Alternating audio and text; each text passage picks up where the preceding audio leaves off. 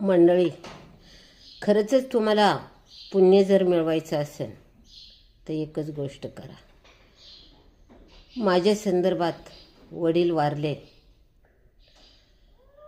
वारले, त्याच्यानंतर भाऊ वारला, भावाचं संगोपन केलं, त्याच्या घटना रेगरूपाला लावल्या, त्याचा अंतिम विधी केला. मग आई जायची कुठं, कुणाची दारं हिंडन, कुठं भटकन, म्हणून 14 वर्षे आई सांभाळली बघा मी. 14 वर्षाचा काळ गेला. अगं म्हटलं माझ्यापाशी राहा, माझ्या मुलाबाळांवर लक्ष दे, आणि माझ्या दारात जरी बसून राहिली तरी माझ्या संसारा प्रपंचाक मुलाबाळांक लक्ष राहीन तुझं, भटकू नको इकडं तिकडं, मी सांभाळते तुला, असं म्हणून 14 वर्षे मी आई सांभाळली आणि आईचाही विधी पार पाडला.